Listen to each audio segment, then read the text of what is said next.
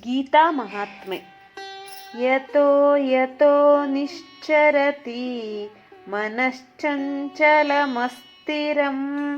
ತತಸ್ತತೋ ನಿಯಮ್ಯೈತತ್ ಆತ್ಮನ್ಯೇವ ವಶಂ ನಯೇತ್.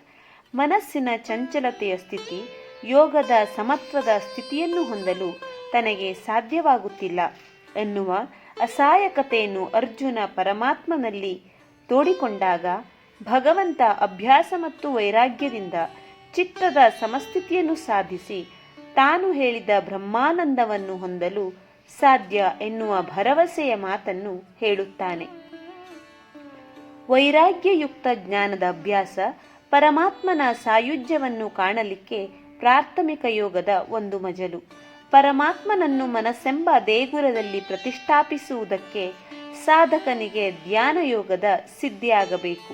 ಆಗಲೇ ಮನಸ್ಸು ಮತ್ತು ದೇಹಗಳೆರಡೂ ಸಮಸ್ಥಿತಿಯನ್ನು ಹೊಂದುವುದಕ್ಕೆ ಸಾಧ್ಯ.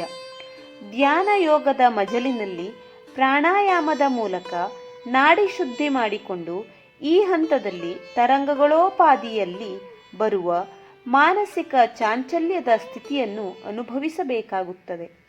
ಆಗ ಅವುಗಳನ್ನು ವಿರೋಧಿಸುವುದಾಗಲಿ ತಿರಸ್ಕರಿಸುವುದಾಗಲಿ ಮಾಡದೆ ವೈರಾಗ್ಯ ಮತ್ತು ಮನೋನಿಗ್ರಹವೆಂಬ ಅಸ್ತ್ರಗಳಿಂದ ನಯವಾಗಿ ನಿವಾರಿಸಿಕೊಳ್ಳಬೇಕು. ಅದೊಂದು ಮಾನಸಿಕ ಆಯಾಮ. ಹೀಗೆ ವೈರಾಗ್ಯ ಮತ್ತು ನಿರಂತರ ಸಾಧನೆಯಿಂದ ಮನಸ್ಸು ಸಮನ್ವಯತೆಯ ಮಜಲನ್ನು ಪ್ರವೇಶಿಸಿದಾಗ ಸಾಧಕ ಹಂಬಲಿಸಿದ ಪರಮಾತ್ಮನೆಂಬ ಅವ್ಯಕ್ತ ಜ್ಯೋತಿಯ ಜೊತೆ ಸೇರಿದ ಹಾಗೆ ಮನಸ್ಸು ಮತ್ತು ದೇಹಗಳೆರಡೂ ಒಂದಾದ ಅನುಭವವಾಗುತ್ತದೆ. ಹೀಗೆ ಯಾವುದೋ ಸುಖ ಲೋಕದಲ್ಲಿ ತೇಲಾಡುತ್ತಿರುವ ಸಮಸ್ಥಿತಿಯ ಏಕತಾನದಲ್ಲಿ ಸುಖ ನಿದ್ದೆಗೆ ಜಾರಿದ ಅನುಭವವಾಗುತ್ತದೆ. ಇದು ಲೌಕಿಕ ನಿದ್ರೆಯಲ್ಲ. ಇದೇ ಭಗವದ್ಗೀತೆಯಲ್ಲಿ ಕೃಷ್ಣ ಪರಮಾತ್ಮನು ಹೇಳಿದ ನಿದ್ರಾ ಸಮಾಧಿ ಸ್ಥಿತಿ.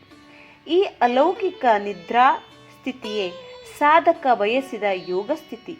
ಈ ಸ್ಥಿತಿಯಲ್ಲಿ ಸಾಧಕ ಯೋಗಿ ಪಟ್ಟವನ್ನೇರಿ ಪರಮಾತ್ಮನೆಂಬ ಜ್ಯೋತಿಯ ಜೊತೆ ಒಂದಾಗುವ ಕ್ಷಮತೆಗೆ ಯೋಗ್ಯನಾಗುತ್ತಾನೆ.